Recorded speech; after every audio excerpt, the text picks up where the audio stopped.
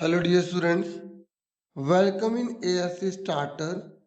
Dear student, इस video में मैं आपसे ना डिटेल में मिड टर्म एग्जाम की जो डेट शीट है उसके रिगार्डिंग बात करूंगा और कुछ बच्चों की जो कमेंट है जैसे कि जिस दिन एग्जाम नहीं है क्या उस दिन स्कूल जाना है या नहीं जाना, उसके रिगार्डिंग भी इस वीडियो में बात करूंगा।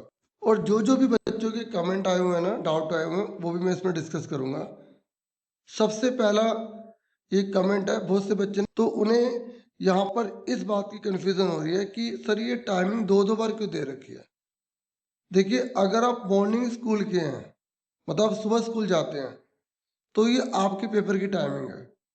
और जो बच्चे दोपहर को स्कूल जाते हैं, क्योंकि गवर्नमेंट स्कूल में ना बहुत से स्कूल ऐसे हैं जो मॉर्निंग में भी लगते हैं और इवनिंग में भी लगते हैं।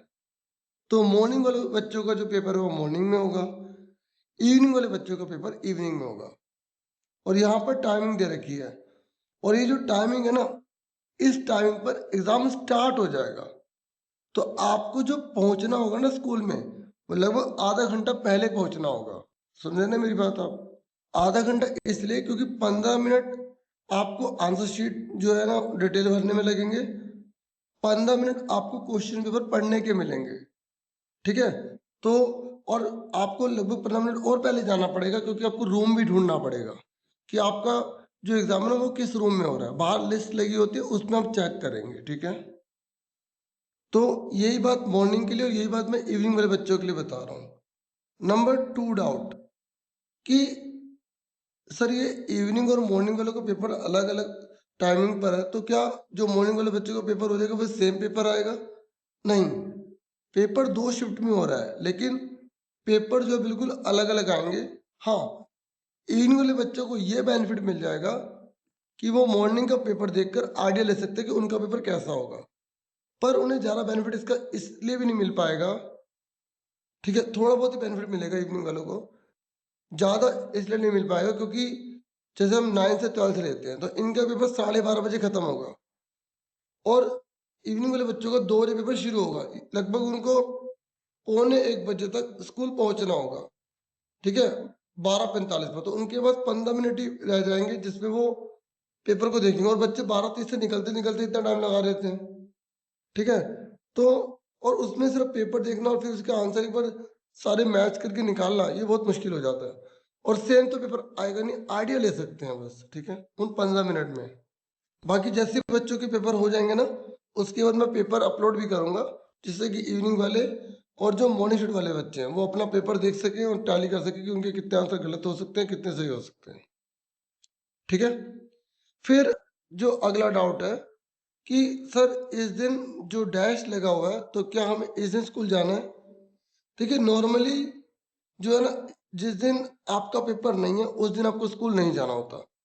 लेकिन कई स्कूल मैनेजमेंट, क्योंकि देखिए स्कूल के ऊपर होता है, कई स्कूल मैनेजमेंट ये भी डिसाइड कर सकते हैं कि जो बच्चे वीक हैं उनके लिए भी कर सकते हैं, सभी के लिए भी कर सकते हैं कि उनको एक्स्ट्रा क्लासेस दे दी जाए जिस दिन छुट्टी उनको दे रखी है पेपर की। ठीक है? ज्यादातर क्या होता है, छुट्टी दी जाती है बच्चों को, घर पर तैयारी करने के लिए कहा जाता है, अगर वो ये पाते हैं कि बच्चे सही से पढ़ाई कर रहे हैं। ठीक है? और पेपर जो 25 तारीख को शुरू है, तो थर्ड क्लास का इंग्लिश का है, फिफ्थ क्लास का जो पेपर है ना वो EVS का है, 7वीं क्लास का इंग्लिश का है, 8वीं क्लास का हिंदी का है, 9th क्लास का मैथ का है, 10th क्लास का संस्कृत पंजाबी उर्दू A और B जो भी ले रखी होगी उनका, 11th क्लास का इंग्लिश का कोर का, और 12th क्लास का मैथमेटिक्स का। मतलब 12th क्लास का पहला पेपर ही मैथ्स का है। फिर 26 को आ जाओ, तो थर्ड क्लास का पेपर नहीं है, छुट्टी है। फोर्थ वाले का पेपर मैथ्स का, क्योंकि 25 को उनको छुट्टी दी गई थी, 25 को पेपर उनका नहीं था।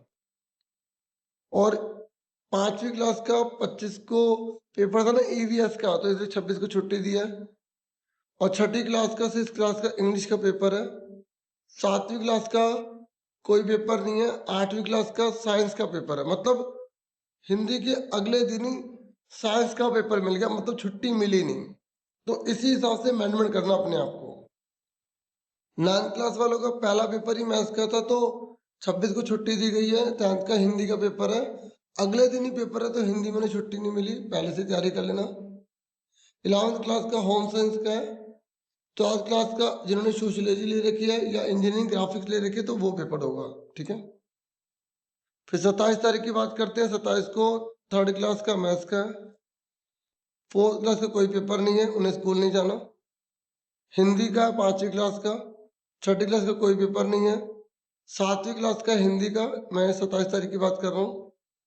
8वीं का कोई पेपर नहीं है। 9वीं का SST का। फिर 10th का कोई पेपर नहीं है। 11th का संस्कृत कोर या बायोलॉजी जो ले रखी होगी बच्चे ने। फिर 12th का फिजिक्स का या पॉलिटिकल साइंस का।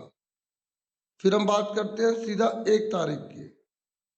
तो 28, 29, 30 की कुछ फेस्टिवल वगैरह तो इसे छुट्टी दी गई है, ठीक है। उसमें सैटरडे भी है और संडे भी है। तो फिर 1 तारीख को सीधा है। 3rd क्लास का कोई पेपर नहीं है। EVS का पेपर है 4th का। 5वीं क्लास वालों का मैथ का है। 6th क्लास का जो है पेपर मैथ्स का है। 7वीं का कोई पेपर नहीं है। 8वीं का पेपर है SST का। 9th वालों का है इंग्लिश का। 10th वालों का है मैथ्स स्टैंडर्ड या बेसिक जो ले रखी है। तो 10th वालों का पेपर जो है ना 1 तारीख को है।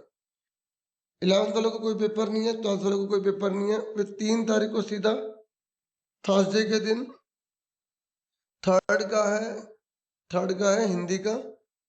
4th का इंग्लिश का। 5th का कोई पेपर नहीं है। 6th का कोई पेपर नहीं है। 7th का मैथ्स का पेपर है।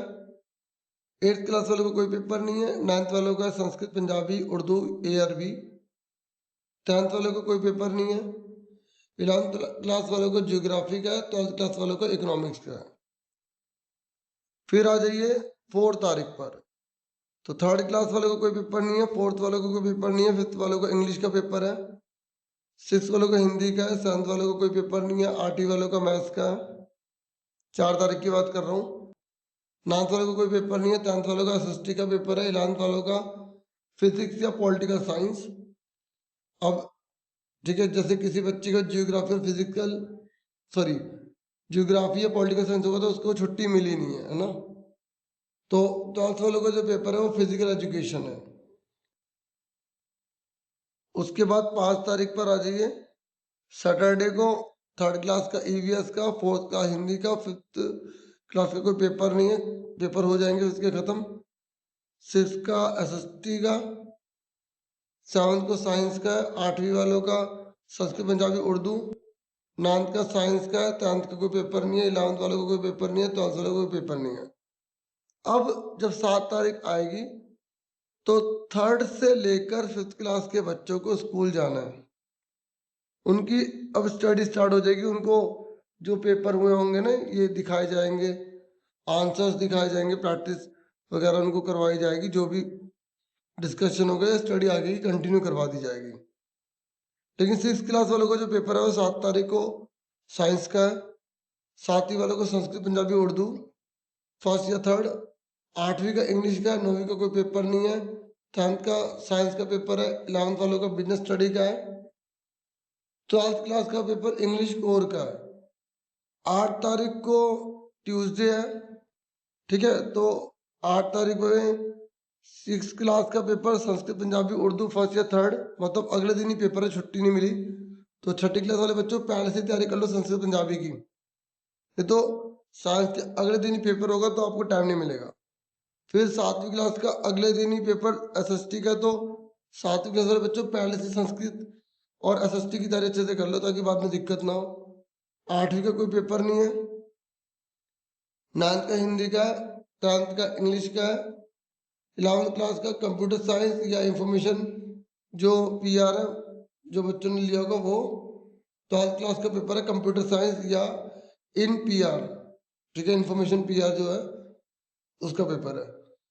उसके बाद 15 को अब इन सब बच्चों के पेपर खत्म होंगे तो डैश डला हुआ है तो इस दिन छुट्टी मिलेगी उनको। 15 तारीख को 11th वालों का पेपर इकोनॉमिक्स का। 12th वालों का हिंदी इलेक्टिव है। 16 तारीख को अकाउंटेंसी या केमिस्ट्री। 12th वालों का हिस्ट्री का है। 18 तारीख को हिस्ट्री का है 11th वालों का और 12th वालों का बिजनेस स्टडी। 19 तारीख को 11th वालों का मैथमेटिक्स का है और संस्कृत कोर या बायोलॉजी का है। फिर 21 तारीख को मंडे को जो है सोशियोलॉजी या इंजीनियरिंग ग्राफिक्स का है, अकाउंटेंसी या केमिस्ट्री का है। 22 तारीख को फिजिकल एजुकेशन या होम साइंस। अभी फिजिकल एजुकेशन 11th क्लास वालों का, होम साइंस जो है वो 12th क्लास का है। और 23 को लास्ट पेपर होगा हिंदी इलेक्टिव का और ज्योग्राफी का। तो ये जिस दिन टेस्ट डला इस दिन छुट्टी रहेगी, ठीक है। बाकी अगर कुछ चेंज हुआ तो वो मैं आपसे शेयर कर दूंगा। और यहाँ पर बता रखा है कि स्टूडेंट जो है वो ये ध्यान रखे कि 9:30 बजे उनका पेपर स्टार्ट ही होगा और 2 बजे इवनिंग वालों का बिल्कुल स्टार्ट हो जाएगा। और ये कहा जा रहा है कि जो बच्चे हैं ना, student will not be allowed to submit the answer sheet. उन्हें जो टाइमिंग दे रखी है उससे पहले, जैसे पेपर जिस समय खत्म होगा उसके बाद ही वो आंसर शीट जमा कर सकते हो। वो पहले स्कूल से या क्लासरूम से नहीं जा सकते। जैसे 2 घंटे का पेपर है तो 2 घंटे बैठना पड़ेगा, 3 घंटे का पेपर है तो 3 घंटे बैठना पड़ेगा, 2.5 घंटे का पेपर है तो 2.5 घंटे बैठना पड़ेगा। और यहाँ बता रखा है कि 15 मिनट आपको जरूर मिलेंगे क्वेश्चन पेपर को पढ़ने के लिए, ठीक है। और ताकि आप प्लानिंग कर सके कि कौन सा क्वेश्चन पहले करना चाहिए, कौन सा बाद में करना चाहिए। 15 मिनट आपको बेनिफिट दिया जा रहा है। बस यहाँ बोला कि अगर इमरजेंसी सिचुएशन आ जाती है तो टाइम से पहले जाना दिया जाएगा, अदरवाइज नहीं दिए जाने नहीं दिया जाएगा। अब ये स्कूल का काम है, ये आपको इससे कोई लेना देना नहीं है। मैंने आपसे पूरी तरीके से अच्छे से डेट डिस्कस कर दिया। वीडियो में इतना ही था। वीडियो को लाइक, चैनल को सब्सक्राइब करें। Thank you for watching and listening carefully. Take care dear students.